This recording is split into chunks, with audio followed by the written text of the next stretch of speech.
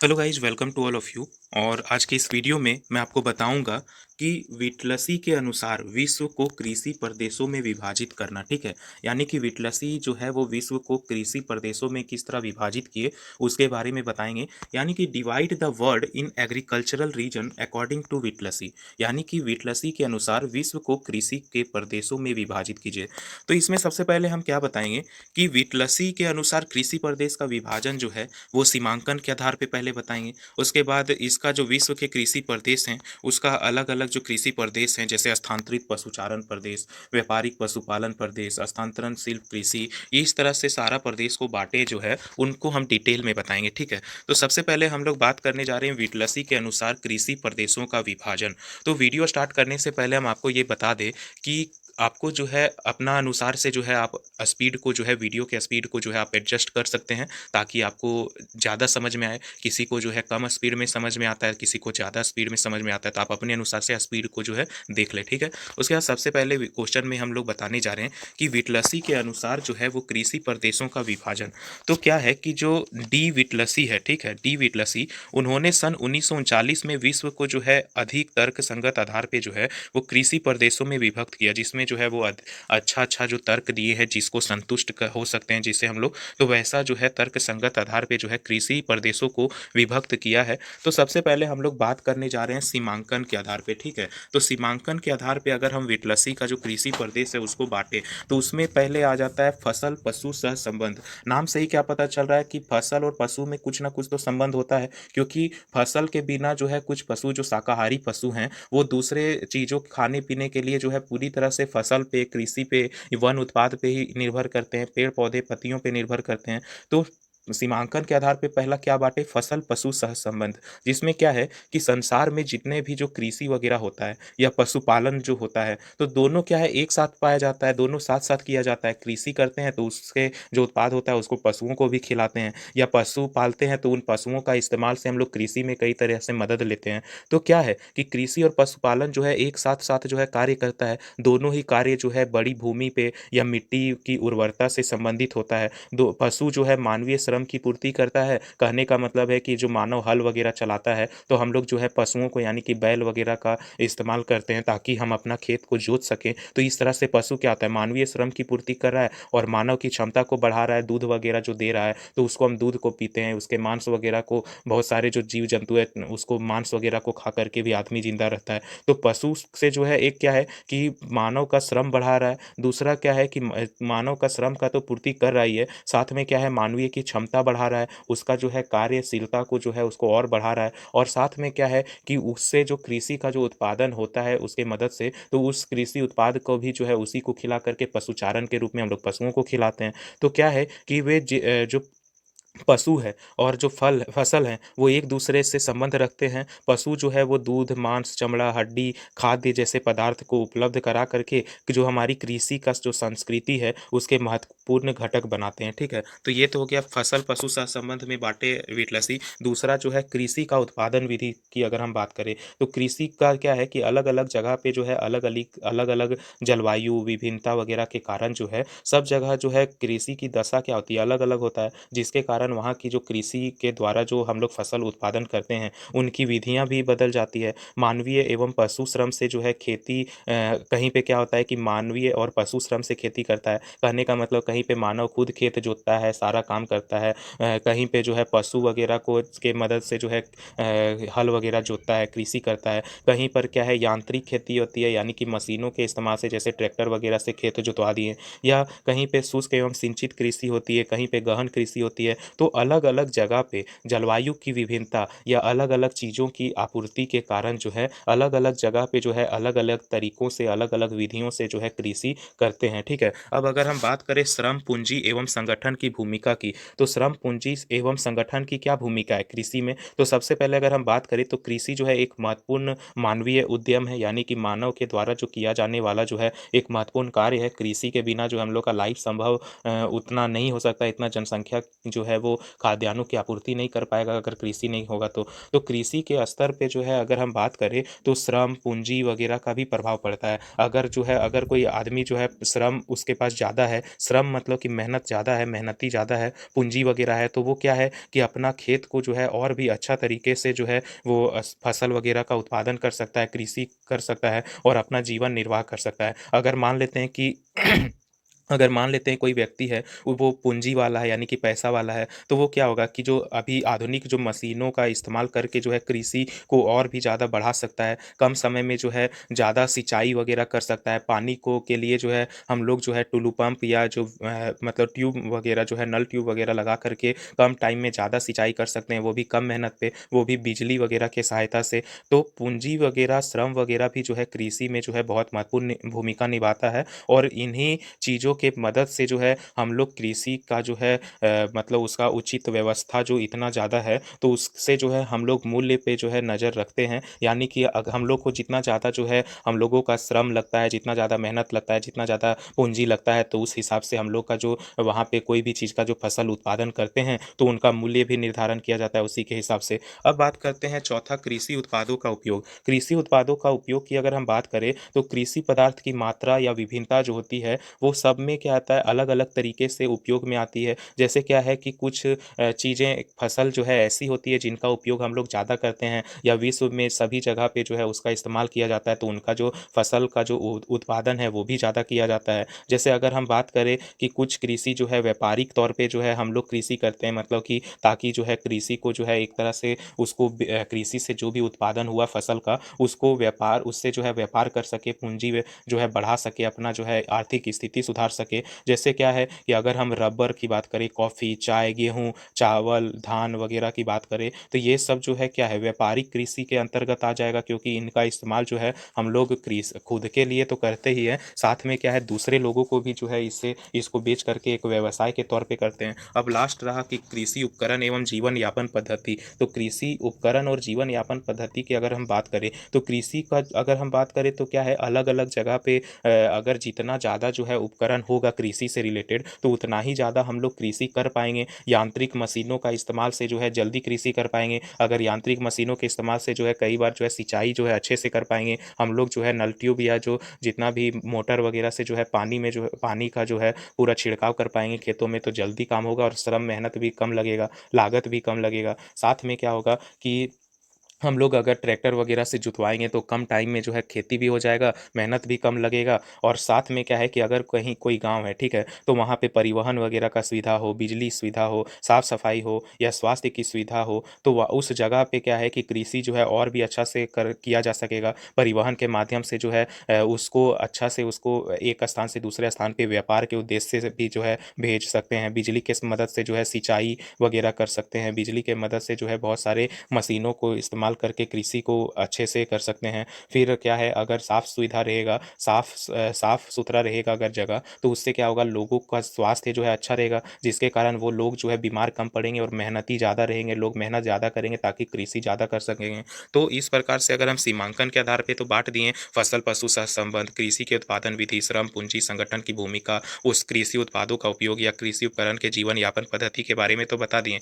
लेकिन अब हम लोग बताने जा रहे हैं कि विटलसी के अनुसार विश्व का जो कृषि प्रदेश में जो बाँटे हैं, उसमें सबसे पहला आता है स्थानांतरित पशुचारण प्रदेश। तो स्थानांतरित पशुचारण प्रदेश की बात करें तो इस कृषि प्रदेश में जो है अफ्रीका का जो सहारा प्रदेश है, इथियोपिया है, मिस्र है, सूडान है, सऊदी अरब है, तो ईरान, इराक, अफ़गानिस्तान, ये सब जो अलग-अलग जो मध्य एशिया के देश हैं या उत्तरी चीन, मंगोलिया, दक्षिण अफ्रीका के जो भाग आते हैं, यहाँ पे क्या है शुष्क एवं अर्ध शुष्क प्रदेश होता है। घास जो है यहाँ का प्राकृतिक वनस्पति होता है। घास के अगर हम विस्तृत मैदानों में चारवाहों का जो समूह होता है, एक स्थल की घास को समाप्त होने पर जो है दूसरे स्थान पे चले जाते हैं। कहने का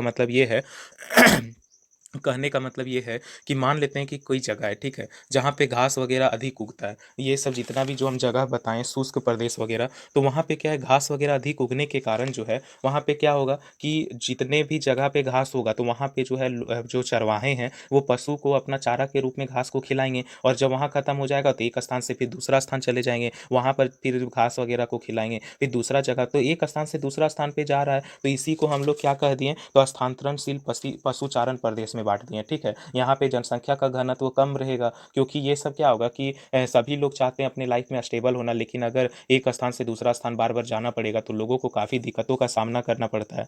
अब हम लोग बात करने जा रहे हैं व्यापारिक पशुपालन प्रदेश। व्यापारिक पशुपालन प्रदेश की अगर हम बात करें तो इस प्रदेश का जो विस्तार है वो मध्य पश्चिमी अमेरिका, मध्य पूर्वी दक्षिण अमेरिका, दक्षिण अफ्रीका, यूरोप के जो है सीमित क्षेत्र और ऑस्ट्रेलिया में है, ठीक है। इन प्रदेशों में क्या होता है, जो अन्न का उत्पादन है उस पे कम ध्यान दिया जाता है और पशुपालन पे अधिक ध्यान दिया जाता है। अन्न वगैरह का उत्पादन पे, कृषि का उत्पादन पे उतना ध्यान नहीं दिया जाता है, लेकिन पशुपालन पे जो है अधिक ध्यान दिया जाता है। क्षेत्रों का विशेषता के अनुसार अगर हम बात करें तो कहीं पे गाय, कहीं पे बैल, तो कहीं पे भेड़, बकरी, ये सब जो है प्रधानता होती है। जैसे बैल अमेरिका में प्रधान होता है, बकरी बकरी की अगर बात करें तो ऑस्ट्रेलिया और न्यूजीलैंड न्यूजीलैंड में इसकी प्रधानता अधिक है। तो ये सब जो प्रदेश हैं, वहाँ पे क्या होता है कि पशुपालन को एक व्यापारिक तौर पे रखा जाता है। व्यापार के उद्देश्य से उनको पाला जाता है, ताकि उनसे जो उत्पन्न भेड़ से उत्पन्न ऊन है या चमड़ा हो गया या उनका जो मांस हो गया, दूध हो गया, तो उससे बनी जितनी भी वस्तुएँ होती है, मक्खन, पनीर वगैरह का एक स्थान से दूसरे स्थान पे निर्यात किया जा सके, ताकि हम लोग पैसा वगैरह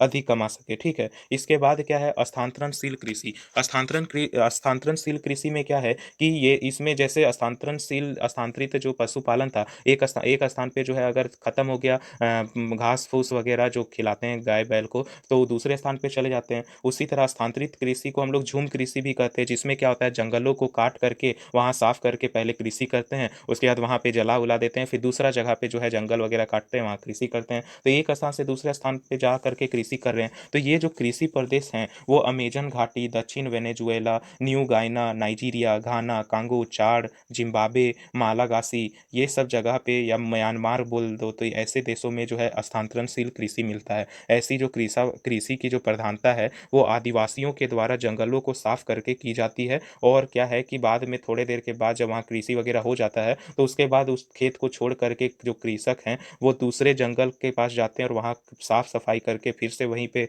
जो है कृषि वगैरह करते हैं, फिर एक उस स्थान को छोड़ करके दूसरे जगह पे जाते हैं। तो एक स्थान से दूसरे स्थान पे जाते हैं, इसीलिए इसको स्थानांतरणशील कृषि कहते हैं। इसकी अगर हम प्रमुख फसलों की बात करें तो इसमें प्रमुख फसल जो हैं वो प्रमुख फसलें इस तरह के जो कृषि प्रदेश होते हैं वहाँ पे जो फसल का उत्पादन होता है वो फसल का उत्पादन ही महत्वपूर्ण होता है। वहाँ पे पशुपालन वगैरह जो है उतना नहीं होता है। मेन जो फोकस किस पे किया जाता है तो मतलब फसल के उत्पादन में, चाहे वो फसल में धान वगैरह की बात करें, मक्का की बात करें, ज्वार बाजरा की बात करें, तो ये सब जो है प्रमुख फसलें जो है स्थानांतरणशील कृषि के अंदर आती है। और फसलों की देख रेख, निगरानी वगैरह या उपज वगैरह कम है ज़्यादा है, इसको जो है देखा जाता है, ठीक है। कई बार जो है अगर फल वगैरह का संग्रह करते हैं किसान, और आखेट यानी शिकार वगैरह भी करके जो है अपना जीवन यापन करते हैं, ठीक है। अब हम लोग बात करने जा रहे हैं प्रारंभिक अस्थायी कृषि प्रदेश। प्रारंभिक अस्थायी कृषि प्रदेश में क्या है कि ये जो प्रदेश हैं उत्तर पूर्वी भारत, मलाया, प्रायद्वीप, सुमात्रा, पश्चिम न्यू गिनी, मध्य एंडीज, ये सब देशों में मिलता है, ठीक है।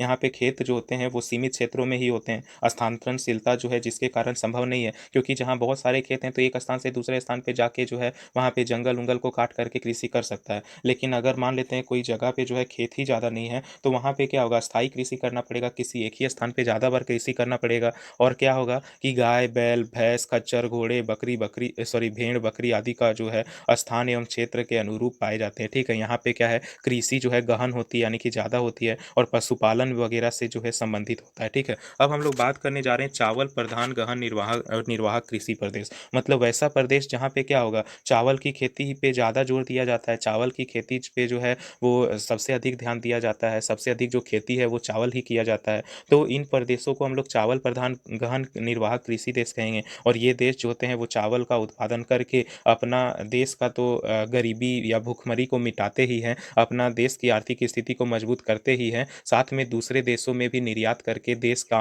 जो आर्थिक स्थिति है उसमें सुधार लाते हैं। और जो चावल प्रधान गहन निर्वाहक कृषि देश हैं वो बांग्लादेश, फिर श्रीलंका, भारत, दक्षिण एवं मध्य चीन, म्यांमार, फिर थाईलैंड, कंपूचिया, जावा आदि देश जो है प्रमुख रूप से सम्मिलित है, ठीक है। और इस प्रकार की जो कृषि प्रदेश होती है वो प्राकृतिक वातावरण से समायोजित होती है, क्योंकि क्योंकि मानसूनी जलवायु के अधिक वर्षा वाले भाग में जो है वहाँ चावल वगैरह का जो है अधिक उत्पादन होता है। अब हम लोग बात करने जा रहे हैं चावल विहीन गहन निर्वाहक कृषि प्रदेश। जैसे चावल प्रधान था मतलब कि चावल ज़्यादा होगा, और चावल विहीन में क्या होगा, जहाँ पे चावल जो है चावल के जगह पे अन्य दूसरे फसलों पे ज़्यादा जोर दिया जाएगा। तो इसके अंतर्गत जो है पाकिस्तान, मध्य पश्चिमी भारत, उत्तर मंगोलिया, दक्षिण कोरिया, ये सब देश जो है मुख्य रूप से आते हैं। यहाँ पे क्या होता है, वर्षा का जो है सापेक्ष अभाव होता है, वर्षा वगैरह का कमी होता है, तापमान का कमी होता है। तो जिसके कारण क्या होता है कि यहाँ पे गेहूँ की खेती जो है उपयुक्त दशाएं होती है। कहने का मतलब ये है कि कुछ जहाँ पे जो है तापमान अधिक होगा, वर्षा अधिक होगा, वहाँ पे चावल का खेती किया जाएगा।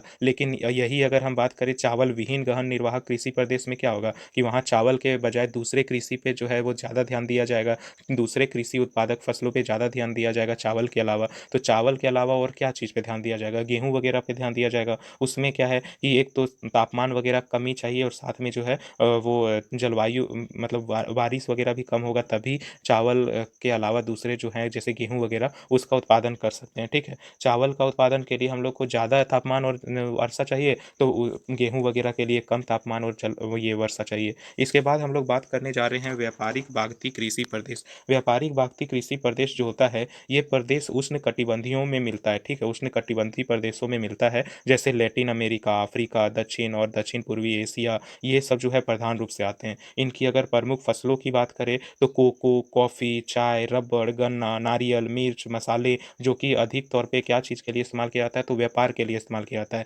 इसलिए इनको व्यापारिक बागती कृषि प्रदेश में रखा गया है। अब हम लोग बात करने जा रहे हैं किसके बारे में, तो भूमध्य सागरीय कृषि प्रदेश। भूमध्य सागरीय कृषि प्रदेश में क्या होता है, ये कृषि प्रदेश जो होता है भूमध्य सागर के चतुर्दिक स्थित देशों मध्य स्पेन, इटली, दक्षिण फ्रांस, यूनान, तुर्की, सोरिया, कैलिफोर्निया, ये सब जगह पे पाए जाते हैं। और यहाँ पे क्या है, ग्रीष्म काल जो है शुष्क रहता है, जिसके कारण यहाँ की और जाड़े वगैरह में जो है वर्षा होता है, जिसके कारण क्या होता है कि फसलों को जो है हम लोग दो भाग में बांटते हैं, एक तो जाड़े की फसल में, एक ग्रीष्म ऋतु का फसल में। जाड़े की फसल में जो है गेहूँ, आलू, प्याज, टमाटर, सीम, फल, ये सब का खेती किया जाता है, और यही ग्रीष्म ऋतु की फसलों में जो है सिंचाई के द्वारा खेती की जाती है। किस चीज़ की खेती की जाती है, तो अंगूर इस मौसम का जो है सबसे प्रमुख फसल होता है। हल्के ढाल वाले जो क्षेत्र हैं वहाँ पे अंगूर की बेलें लगाई जाती है, सेब, नाशपाती, जैतून, अंजीर, चीकू आदि जो है बहुत सारे फल भी उगाए जाते हैं, सब्जियां भी उगाई जाती है। अब हम लोग बात करने जा रहे हैं किसकी, तो अब हम लोग बात करने जा रहे हैं निर्वाहक अन्न और पशुपालन प्रदेश।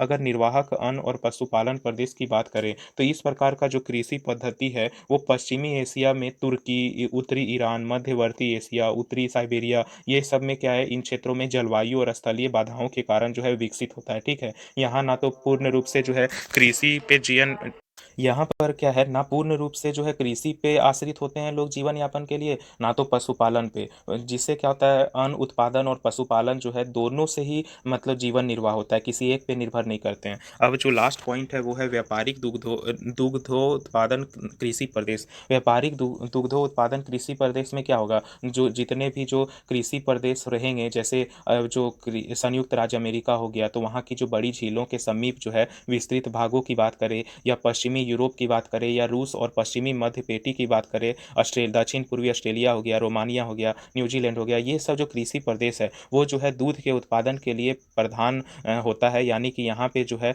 दूध का उत्पादन करके उनको बेचने का जो सबसे बड़ा प्रधान पेशा होता है, यहाँ का काम ही जो है दूध को अधिक से अधिक उत्पादित करके या गाय वगैरह को जो है अधिक से अधिक पालना, और पालतू गायों को की जो अच्छी किस्म के दूध की मात्रा होती है, या दूध से जो भी मक्खन वगैरह बनाया जाता है उसको जो है अधिक से अधिक बेचना, या दूध से जो डेयरी प्रोडक्ट होते हैं उनको बेच करके पैसे कमाना। जर्सी, स्विस, आईसी, ब्राउन, होल्स्टाइन, ये सब नस्लें जो होती है दूध के उत्पादन में अधिक अच्छी गाय का नस्ल होता है, और यहाँ पे क्या होता है, सूअर, मुर्गियाँ वगैरह को भी पाला जाता है। और अगर हम व्यापारिक दुग्धोत्पादन कृषि प्रदेश की बात करें तो इसमें क्या होता है, फसलों में जो है मक्का और हरे चारों की प्रधानता होती है। ठीक है, तो इस प्रकार से वीटलसी के अनुसार से जो अलग अलग विश्व के कृषि प्रदेश थे उनको सीमांकन के आधार पे और अलग अलग पशुचारण, पशुपालन वगैरह या व्यापारिक के तौर पे जो है हम लोग इसको बात किए, तो वीटलसी के अनुसार जो भी कृषि प्रदेश था उसको विभाजन किए। तो अगर वीडियो अच्छा लगा हो तो वीडियो को लाइक करें, कमेंट करें और चैनल को सब्सक्राइब कर ले। Thank you.